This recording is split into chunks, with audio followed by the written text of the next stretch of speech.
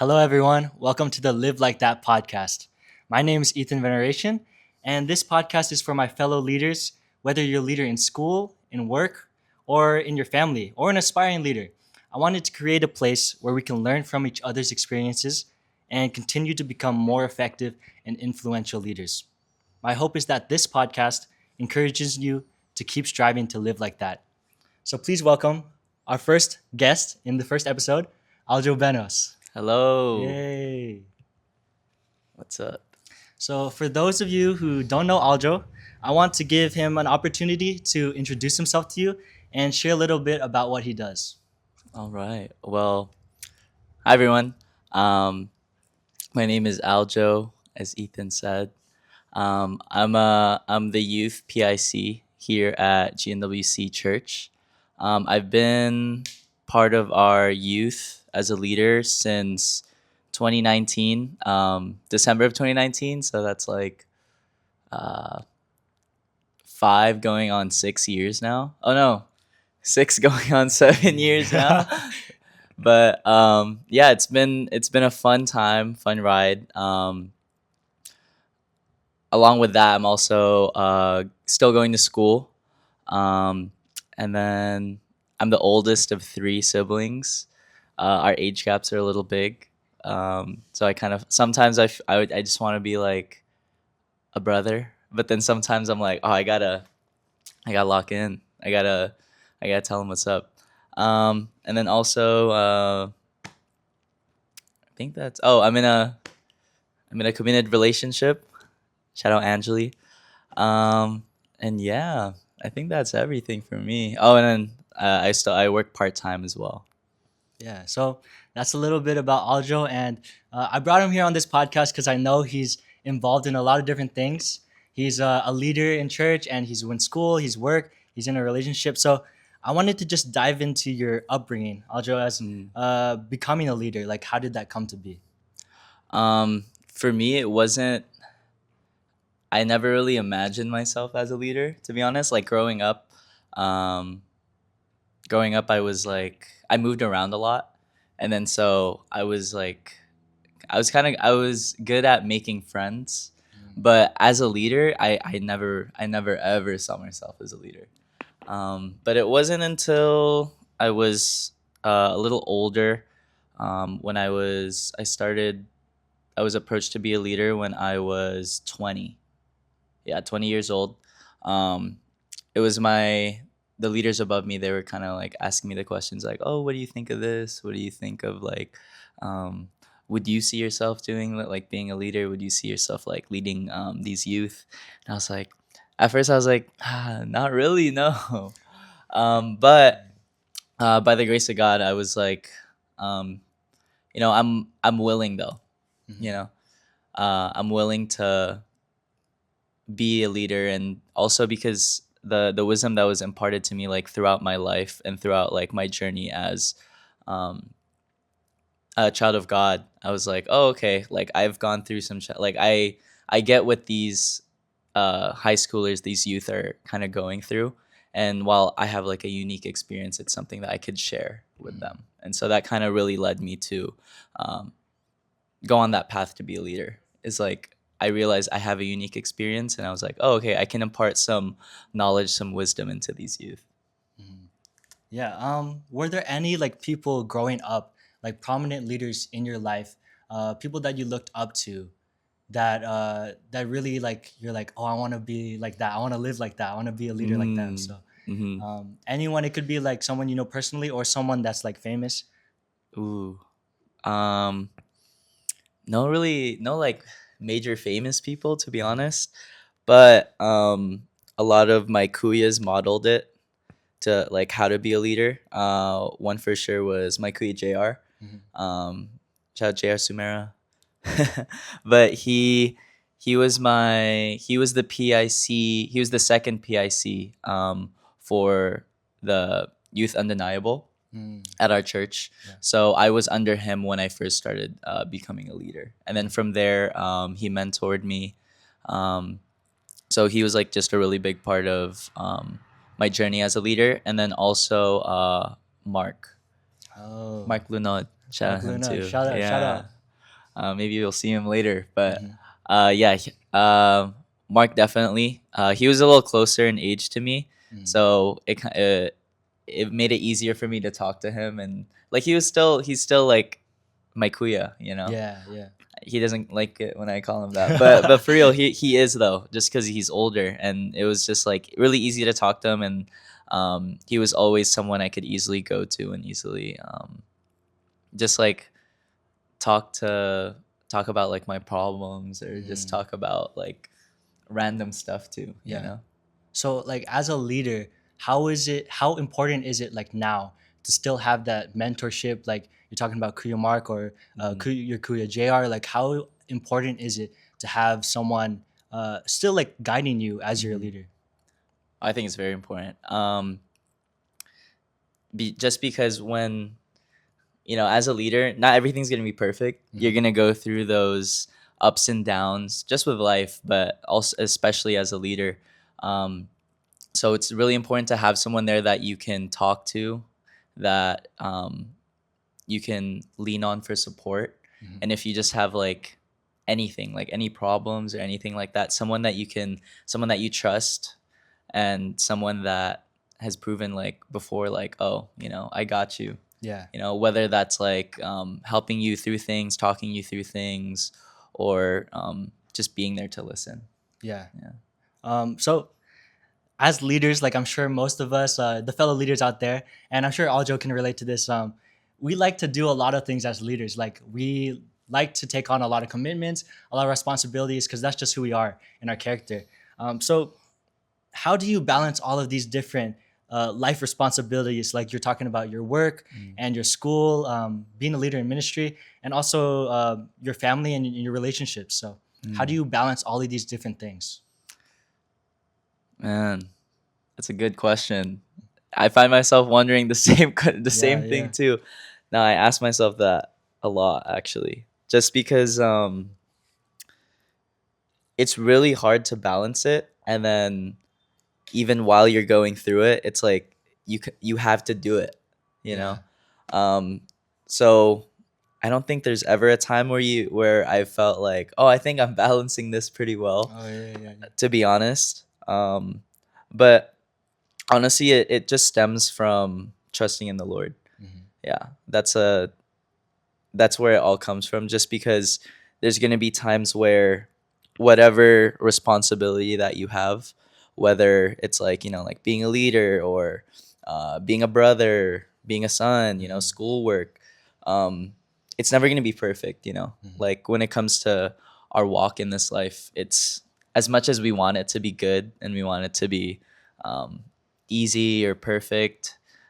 There's gonna be moments where it's not gonna be, Yeah.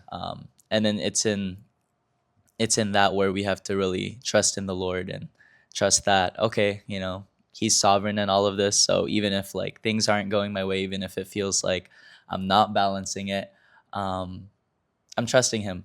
While Mhm. at the same time, we're doing our part to really, be good stewards of what we've been given Yeah. responsibility of, right? So that's step one: Mhm. trusting in the Trusting Lord, in the God. trusting Trusting in God. yeah, trusting in the Lord, and being a good steward of whatever it is you're responsible for. Mhm. And also obviously, of course, I guess some more practical things that I do is delegating and just Mm. asking people for help. Yeah. Yeah, I think that's also a good one, because I can't be everywhere all at once. Yeah. So yeah, I think just those two to keep it simple. No, I like that point that you said about asking people for help. As leaders, like sometimes we can try to do everything by ourselves, Mm. and I've been in those situations where like, oh, I got it because I'm a leader. Like I'm supposed to be leading these people. I should do it. I should be the one like doing everything, right? But one of the most important things as a leader is learning how to trust other people, Mm. and even those other people that you're leading, right? Yeah. So being able to like lean back on them and trust them that your leadership is like good enough. Your leadership is you trust your team enough that you're able to ask for help. You're able to trust them in those things. For real.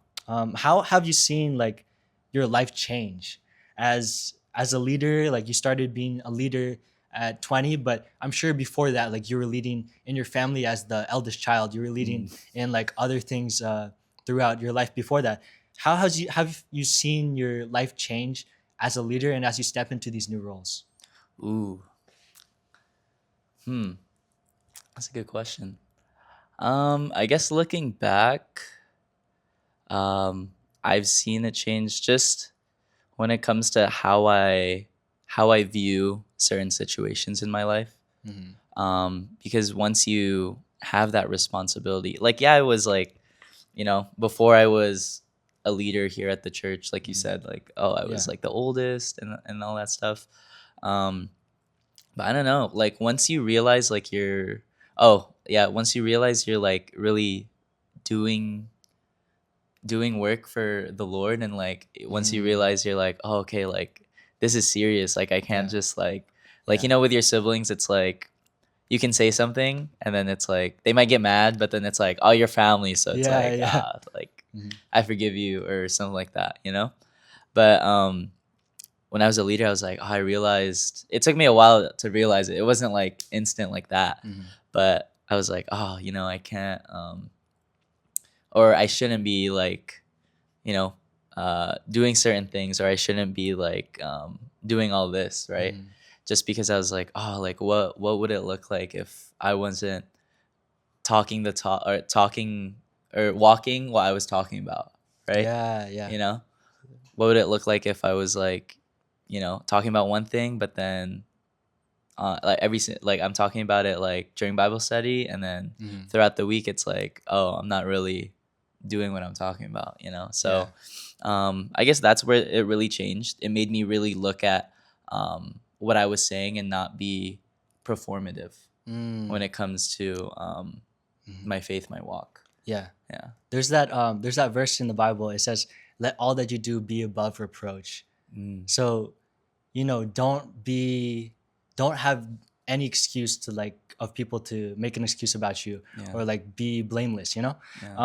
So like having that, do you feel any pressure or like some sort of expectation, whether it's like good or bad, Hmm. healthy or unhealthy? Like, do you feel any pressure or expectation as a leader, like with the other people around you? Hmm. Oh yeah, definitely. Mhm. Definitely. I think like once, especially if you're a leader, and like once you gain all these responsibilities, it's like, ooh, okay. Like Mhm. you look around you and there's people looking at you, and then also you look at your other brothers and sisters that are leaders. You're like, oh Yeah. dang, like either Oh, yeah, there's yeah. a there might be some like comparison, or there Mhm. might be like, oh dang, like they're really they're actually like listening to me now. Yeah, yeah. So there's definitely is some pressure. Um, but I guess what helps me, or what like helps me like get through that and like just like kind of think about or push those thoughts like either aside, is like really going to God in all of it. Mm. So Mhm. while maybe we do feel these emotions and we do feel these things, we give it to the Lord. Yeah. Like we talk about it with him, and a lot of what I like to do is like I ask the Lord a lot of like, oh, like why do I feel this Oh, way, yeah. Yeah. and then it turns into like almost like a therapy session with the Lord. Mhm. You're like, oh, like why do I feel this way, and then you pray, you read, and then he reveals it in time. Mhm. Yeah. Yeah. So like I don't know like how do you see yourself? Are you like an introvert or extrovert? Because I think you're like an ambivert. I see you and you're Ambivert. like you can be extroverted, but also like you like to have your alone time sometimes. Hmm. Am I getting that right? Like Yeah. yeah? Yeah. Okay. No, that's good. Like I said, growing up, Mhm. I was always the new kid, Yeah. so I do tend to lean more towards like being extroverted. Yeah. But there are times where it's like, it's not that I don't want to talk to people, but I just want that time alone. Yeah. Yeah. But more often than not, like I'd be the first one to talk to someone. Okay. Yeah. That's a good trait, like as being a leader, like being a welcoming presence. Mm. And I definitely feel that from you and I see that from you. Like you're a welcoming presence to especially the newer people or the people who don't feel as comfortable in group settings. So Praise God. yeah. Has there? So this is like a more tougher question. Okay. Has there ever been a moment when you got corrected, or and how did you Mm, handle that and grow from it? yeah. Oh yeah, there's been plenty of moments Mhm. where I've been corrected, or just like, it's like, oh, maybe we should do this kind of thing. Mm-hmm. There's been a lot. I wouldn't say like anything crazy, Yeah. but I think as a leader, it's really important that you surround yourself with people that um, will call you out, and that Yeah. Yeah. will obviously make sure you trust them, Hmm. not just like anyone.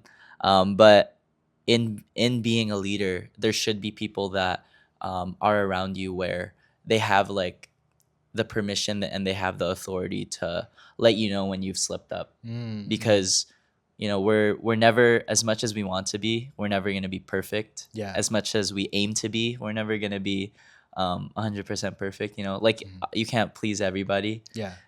kind of thing. So um yeah, you just make sure that you trust the person, and then handle it with grace and humility, Mm-hmm. because I know a lot of us, kind of as leaders, we put our hearts into what we do Yeah. because it's something that we love. It's something that the Lord has called us to do, right?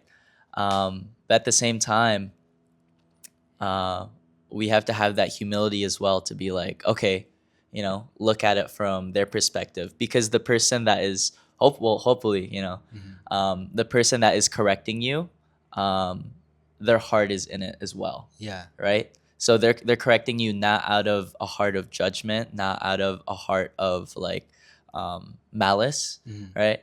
But a heart of I want this to get better too. A Yeah. heart of, oh, like I saw this, and it's like, I don't think that's biblical. You know what I Hmm. mean? A heart that is also after Jesus. Yeah. So it's Yeah. definitely coming from a place of love and Yeah, like wanting exactly. to grow with you and to become better and improve. Hmm. Exactly.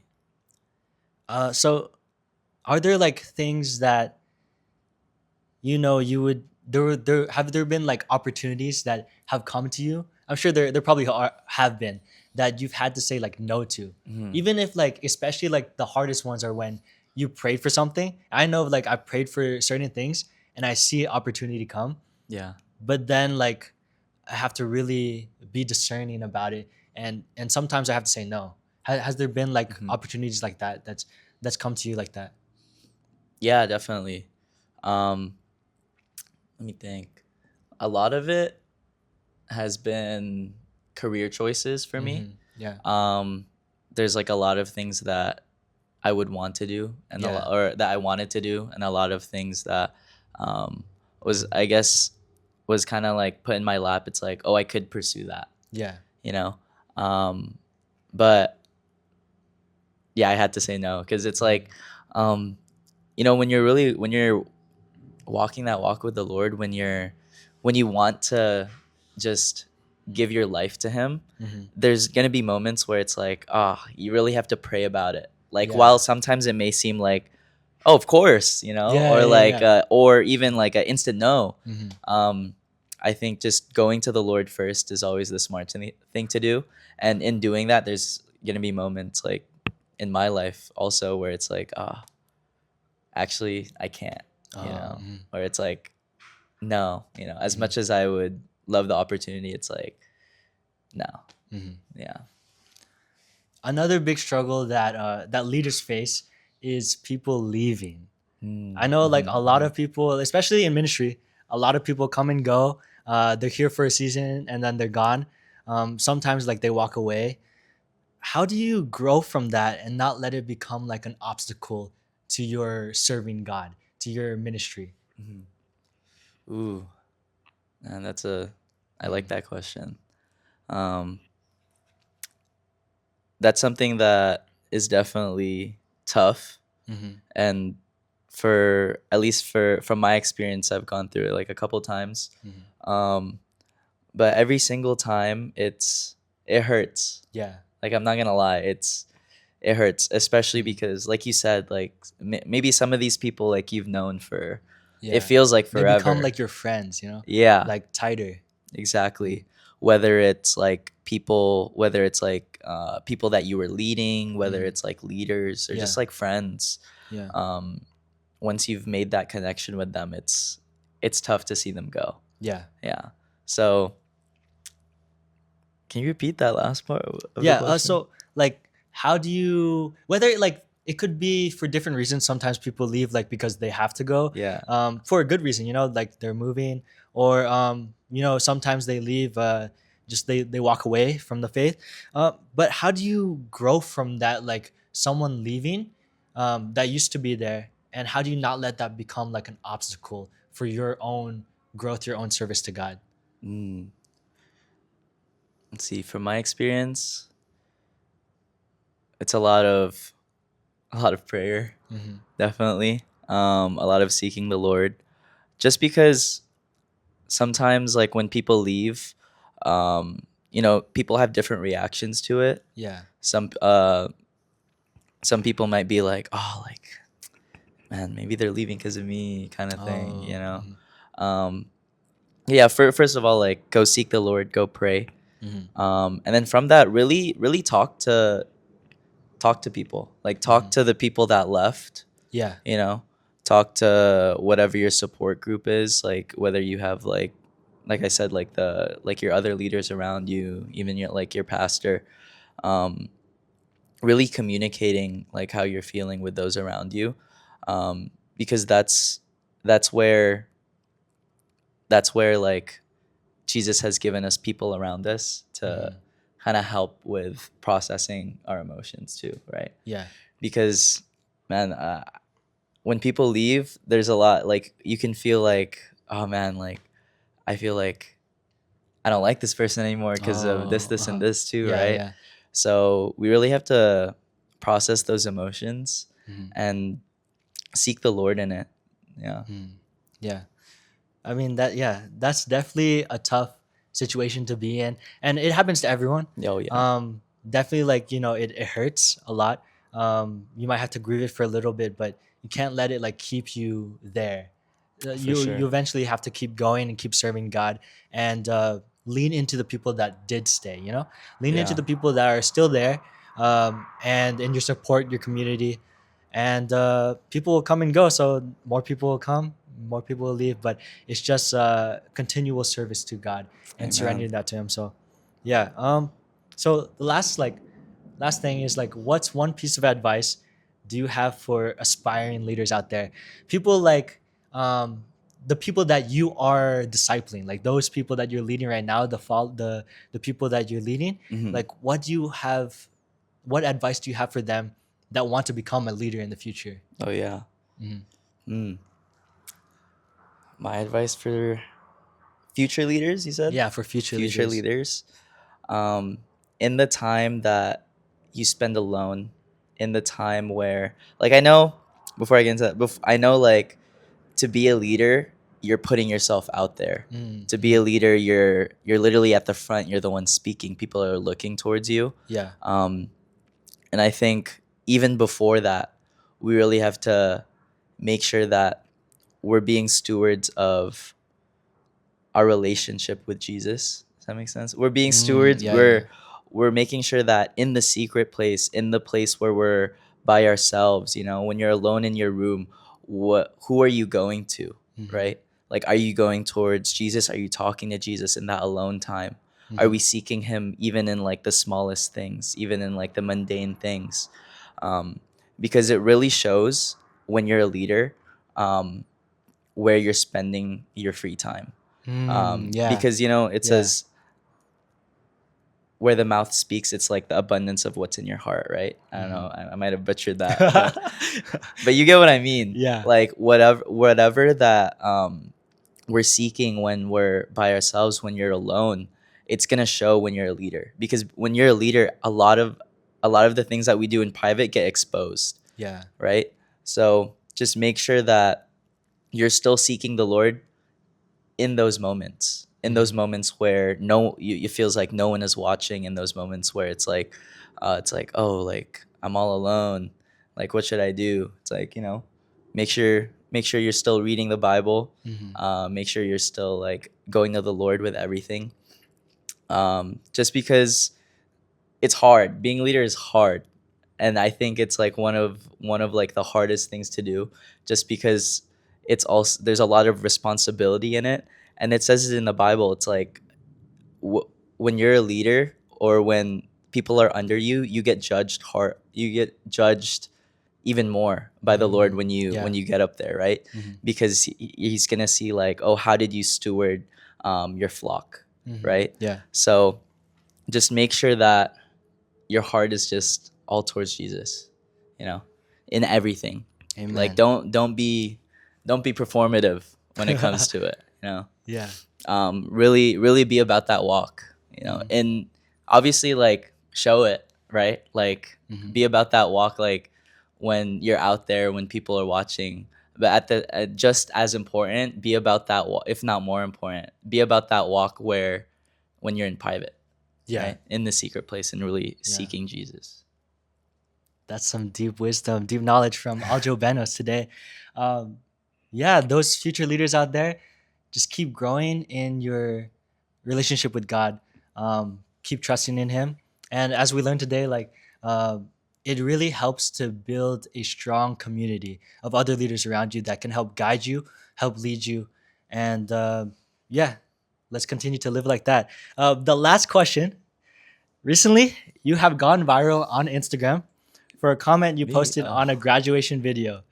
The video has over 6 million views and 600,000 likes. You have the top comment with over 40,000 likes. So, what was going through your head when you decided to comment like that? Comment that.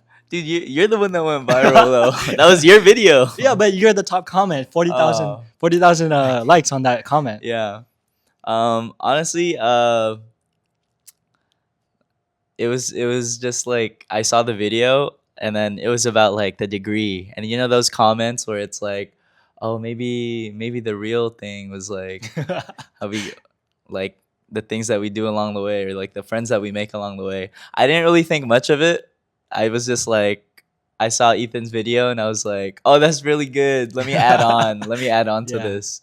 But now, if you really think about it, it is pretty deep, because it's like, we make these connections, and they become like, even if it's short, um, they become a lasting imprint on our lives, because it's like our time that we have in this world, our time that we have on this earth is limited. Mm. And even if it's like but a moment, it's still a moment of our lives that we share with each other. So, oh, dang, that one. Yeah. Yeah, that was good. Yeah.